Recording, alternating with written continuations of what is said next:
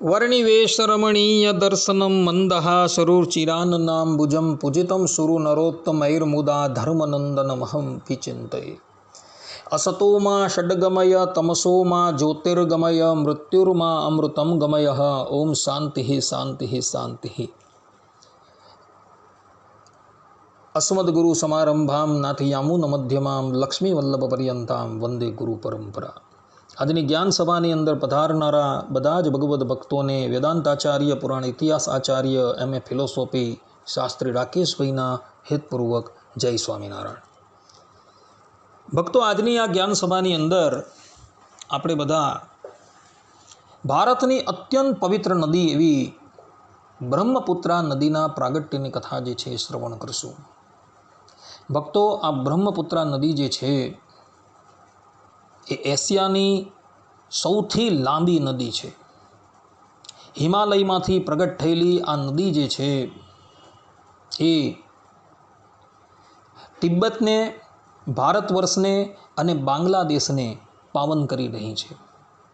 2906 કિલોમીટરની અંદર આ નદી જે છે એ પથરાયેલી છે.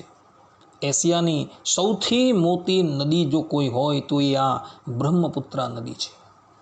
આ બ્રહ્મપુત્રા નદીનું ઉદ્ગમ સ્થાન જે છે એ હિમાલયની ઉત્તરમાં જે તિબ્બત આવેલો છે એ તિબ્બત દેશની અંદર એક પુરંગ જિલ્લો આવેલો છે અને ત્યાં રહેલા માનસરોવરની સમીપમાં એક બ્રહ્મકુંડ આવેલો છે.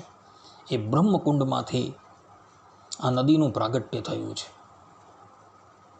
કહેવાય છે કે ઋષિ શાંતનુના આશ્રમની પાસે આ બ્રહ્મકુંડ હતો અને એ બ્રહ્મકુંડમાંથી આ બ્રહ્મપુત્રા નદીનું પ્રાગટ્ય થયું હતું અને એટલે માટે આ નદીનું નામ બ્રહ્મપુત્રા પડેલું છે. તિબ્બતમાંથી પ્રગટ થઈને, અર્થાત કે તિબ્બતમાંથી વહેતી થકી આ નદી જે છે એ ભારત વર્ષની અંદર અરુણાચલ તથા આસામને પવિત્ર કરીને બાંગ્લાદેશની અંદર જાય છે. તિબ્બતની અંદર આ નદી જે છે એ યરલુંગના નામથી ઓળખાય છે.